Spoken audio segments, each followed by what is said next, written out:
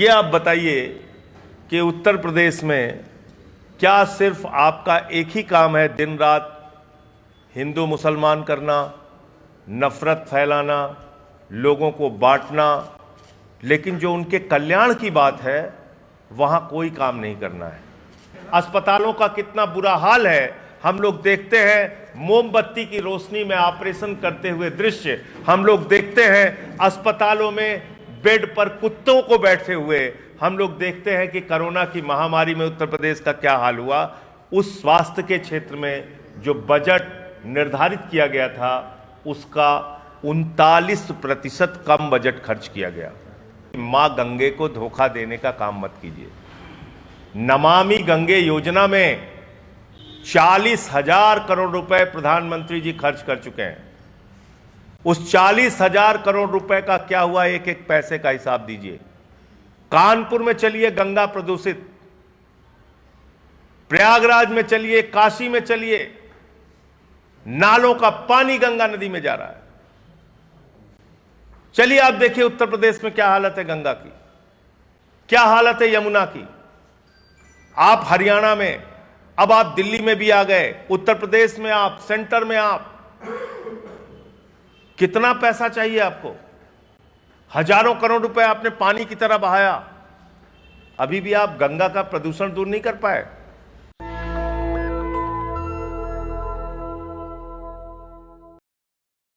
उत्तर प्रदेश में हम सब लोग जानते हैं कि डबल इंजन की सरकार चल रही है। प्रधानमंत्री जी उत्तर प्रदेश की जनता से जब भी वोट मांगने के लिए आते हैं ये कहते हैं कि आप चिंता मत कीजिएगा, केंद्र में भी भाजपा की सरकार है, उत्तर प्रदेश में भी भाजपा की सरकार है और मोदी और योगी की डबल इंजन की सरकार है, इसलिए आपको किसी प्रकार की कोई चिंता करने की जरूरत नहीं है। आपको हर सुविधाएं मुहैया कराई जाएंगी, सब चीजों का ख्याल रखा जाएगा। लेकिन आज मैं जो नफरती एजेंडा है भारतीय जनता पार्टी का, जिस एजेंडे के नीचे ये सच्चाई को छिपाना चाहते हैं, उससे आपको रूबरू कराना चाहता हूं। उत्तर प्रदेश की इन्होंने क्या हालत बना रखी है, किन किन क्षेत्रों में कितनी दुर्दशा की है, वो मैं आपके सामने आंकड़ेवार रखना चाहता हूं। और खास तौर से क्योंकि ये बजट का सत्र था, उत्तर प्रदेश के बजट में बड़े बड़े दावे किए गए, लेकिन उसके बारे में जो गंभीर चर्चा होनी चाहिए थी, जिस प्रकार से उत्तर प्रदेश के किसानों को, नौजवानों को, माताओं बहनों को, आम इंसान को ये जानने की कोशिश करना चाहिए था कि क्या हुआ है उनके लिए इस बजट में, वो प्रयास नहीं किया गया। मैं थोड़ी कोशिश कर रहा हूं। उत्तर प्रदेश के अंदर 23-24 में education, sports, arts and culture यानी कि शिक्षा, खेल, कला और संस्कृति विभाग के लिए 85,000 करोड़ रुपए का बजट निर्धारित किया गया। 73,000 करोड़ रुपए खर्च किया गया, यानी जो बजट निर्धारित किया गया उससे भी 14% कम बजट खर्च किया गया। शिक्षा के क्षेत्र में, स्वास्थ्य के क्षेत्र में उससे भी बुरी हालत है। स्वास्थ्य के क्षेत्र में 47,000 करोड़ रुपए बजट के अंदर प्रावधान किया गया और खर्च किया गया 28,911 करोड़ रुपए, यानी कि जो बजट स्वास्थ्य जैसे क्षेत्र में, स्वास्थ्य क्षेत्र की कितनी बदहाली है, अस्पतालों का कितना बुरा हाल है, हम लोग देखते हैं। मोमबत्ती की रोशनी में ऑपरेशन करते हुए दृश्य हम लोग देखते हैं। अस्पतालों में बेड पर कुत्तों को बैठे हुए हम लोग देखते हैं कि कोरोना की महामारी में उत्तर प्रदेश का क्या हाल हुआ। उस स्वास्थ्य के क्षेत्र में जो बजट निर्धारित किया गया था उसका 39% कम बजट खर्च किया गया। 39% बजट खर्च किया गया स्वास्थ्य के क्षेत्र में। शिक्षा के क्षेत्र में 14% बजट कम खर्च किया गया। अब आते हैं वाटर सप्लाई के क्षेत्र में, वाटर सप्लाई और सैनिटेशन, जल आपूर्ति और स्वच्छता के क्षेत्र में 24,000 करोड़ रुपए निर्धारित किया गया, 20,000 करोड़ रुपए खर्च किया गया, 18% बजट खर्च नहीं किया गया। नगर विकास के क्षेत्र में 28,000 करोड़ रुपए निर्धारित किया गया, 27,000 करोड़ रुपए 28,465 करोड़ रुपए निर्धारित किया गया, 27,795 करोड़ रुपए खर्च किया गया, 2% पैसा खर्च नहीं किया गया। एक बहुत ही महत्वपूर्ण क्षेत्र है जिसके बारे में समाज के वंचित वर्ग को सबसे ज्यादा चिंता होती है। एससी, एसटी, ओबीसी और माइनॉरिटीज, इनके कल्याण के लिए, अनुसूचित जाति, अनुसूचित जनजाति और पिछड़ा वर्ग के कल्याण के लिए और अल्पसंख्यकों के कल्याण के लिए जो बजट निर्धारित किया गया था वो किया गया था 6,085 करोड़ रुपए। बजट खर्च हुआ 4,327 करोड़ रुपए, 29% बजट का हिस्सा खर्च नहीं किया गया। 6,085 करोड़ रुपए निर्धारित किया गया, 4,327 करोड़ रुपए खर्च किया गया, 27% बजट, 29% बजट खर्च नहीं किया गया। सिंचाई के क्षेत्र में, सिंचाई के क्षेत्र में, कृषि के क्षेत्र में 18,668 करोड़ रुपए बजट निर्धारित किया गया, 16,823 करोड़ रुपए खर्च किया गया, लगभग 10% बजट खर्च नहीं किया गया। ग्रामीण विकास के क्षेत्र में 32,771 करोड़ रुपए निर्धारित किया गया, 28,272 करोड़ रुपए खर्च किया गया, 14% बजट का हिस्सा खर्च नहीं किया गया। सिंचाई के क्षेत्र में और बाढ़ के क्षेत्र में 22,000 करोड़ रुपए निर्धारित किया गया, 14,422 करोड़ रुपए खर्च किया गया, 35% पैसा खर्च नहीं किया गया। बिजली के क्षेत्र में, बिजली के क्षेत्र में इन्होंने बजट बढ़ाया, लेकिन वास्तविक जो बजट है ये दिखा रहे हैं कि 14% अधिक बजट खर्च किया गया। लेकिन उसका भी मैं अभी आंकड़ा दूंगा आपको कि जो बजट इन्होंने 43,000 करोड़ रुपए निर्धारित किया था वो कितना नाकाफी है उत्तर प्रदेश की बिजली व्यवस्था को ध्यान में रखते हुए। इसी तरीके से ट्रांसपोर्ट के क्षेत्र में 41,286 करोड़ रुपए निर्धारित किया गया, 38,688 करोड़ रुपए खर्च किया गया, 6% पैसा खर्च नहीं किया गया। सड़क और पुल निर्माण के क्षेत्र में 38,338 करोड़ रुपए निर्धारित किया गया, 36,223 करोड़ रुपए खर्च किया गया, 6% पैसा खर्च नहीं किया गया। अब उत्तर प्रदेश के पुलिस विभाग की अंतिम बात कर लेते हैं। उत्तर प्रदेश का पुलिस विभाग, जिसको तमाम आवश्यकताएं होती हैं अपनी पुलिसिंग को मजबूत करने के लिए, और उनको तो बाकी कामों में लगा रखा है, बुलडोजर चलाने में, नफरत फैलाने में, तो 35,000 करोड़ रुपए का बजट निर्धारित किया गया, 35,579 करोड़ रुपए का बजट निर्धारित किया गया, 28,760 करोड़ रुपए खर्च किया गया, 19% बजट का हिस्सा खर्च नहीं किया गया। अब इसमें एक बहुत अच्छी चालाकी ये लोग करते हैं, वो मैं थोड़ा सा जिक्र कर दूं आपको। ये बजट का निर्धारण कैसे करते हैं?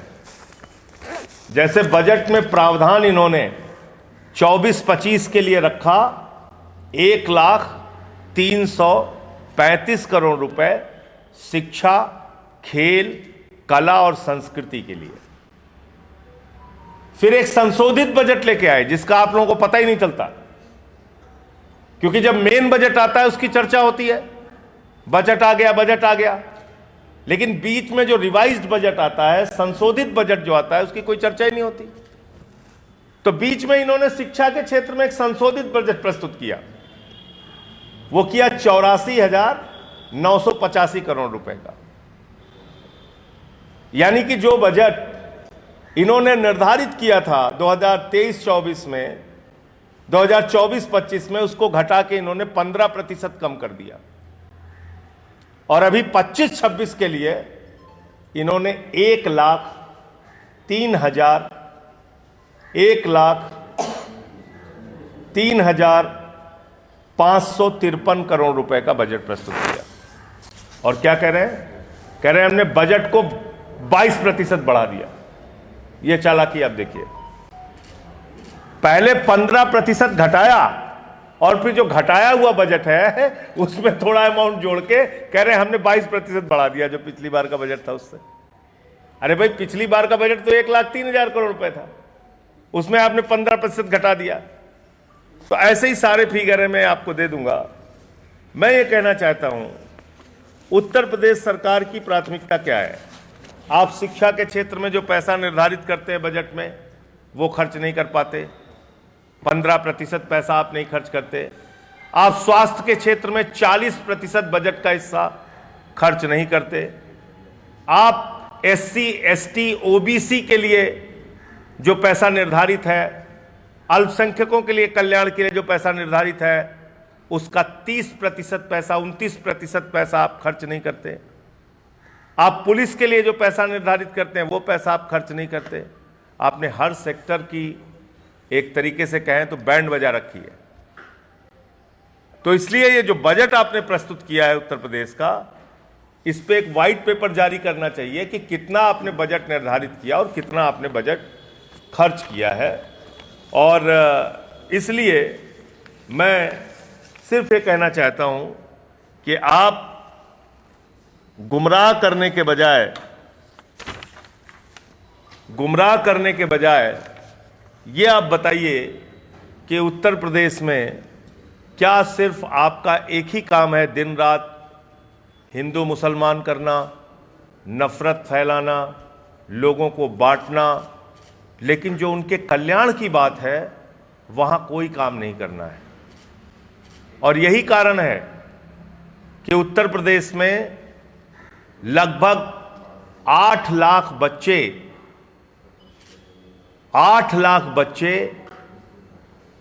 8 महीने के अंदर सरकारी स्कूलों की शिक्षा छोड़ चुके हैं। ये मैं नहीं कह रहा हूं, ये भारत सरकार का आंकड़ा है जो पार्लियामेंट में दिया गया जयंत चौधरी जी के द्वारा, जो शिक्षा राज्य मंत्री हैं केंद्र सरकार के।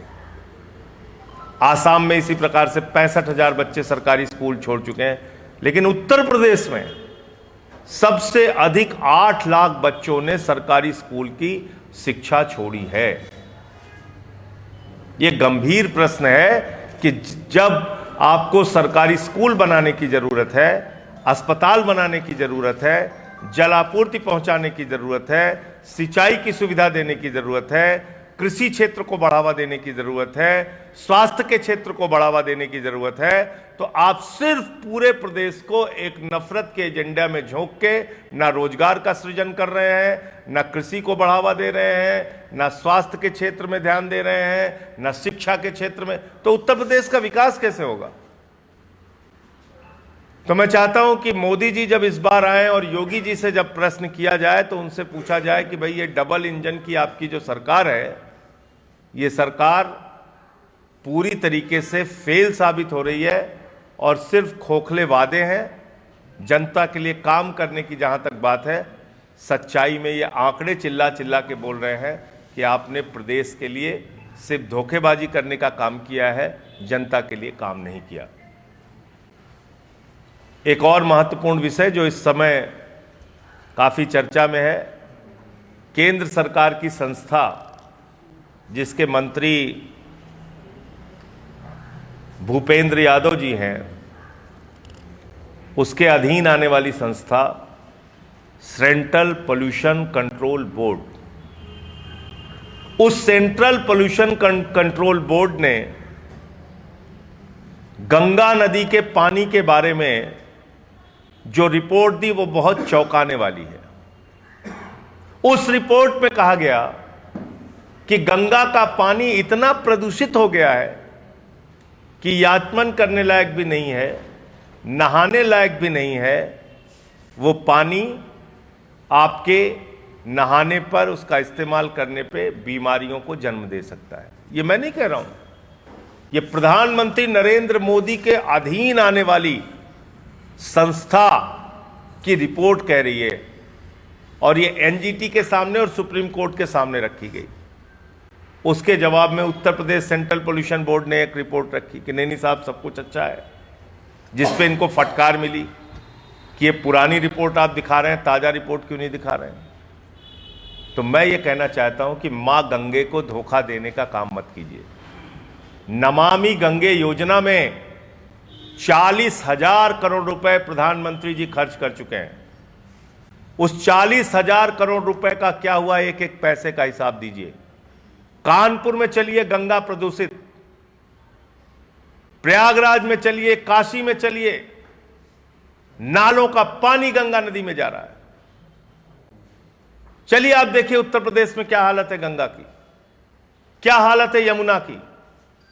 आप हरियाणा में, अब आप दिल्ली में भी आ गए, उत्तर प्रदेश में आप, सेंटर में आप, कितना पैसा चाहिए आपको? हजारों करोड़ रुपए आपने पानी की तरह बहाया, अभी भी आप गंगा का प्रदूषण दूर नहीं कर पाए, अभी भी आप यमुना को साफ नहीं कर पाए। सवाल बार बार दिल्ली की एक सरकार से आप पूछते रहते थे, अब तो हर जगह आपकी सरकार है। तो इस एक एक रुपए का हिसाब हम लोगों को चाहिए। 40,000 करोड़ रुपए प्रधानमंत्री ने नमामि गंगे योजना में कहां खर्च किया, और अगर इसके बारे में स्पष्टता के साथ केंद्र सरकार और राज्य सरकार नहीं बताती है, तो आम आदमी पार्टी पूरे प्रदेश के अंदर इसको लेकर अभियान चलाएगी, आंदोलन करेगी। गंगा जहां जहां प्रदूषित है वहां जाकर हम लोग इसको एक बड़ा मुद्दा बनाने का काम करेंगे। मुझे इतनी बात कहनी थी।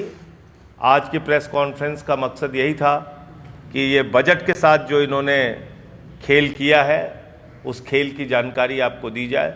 नेशनल दस्तक की आपसे गुजारिश है कि अगर इसको बचाना चाहते हैं तो नेशनल दस्तक को सब्सक्राइब करने के लिए रेड कलर के सब्सक्राइब बटन को दबाएं, फिर बेल आइकन की घंटी दबाएं। नेशनल दस्तक को बचाने के लिए बहुत जरूरी है कि हर खबर को शेयर करें, लाइक करें, कमेंट जरूर करें।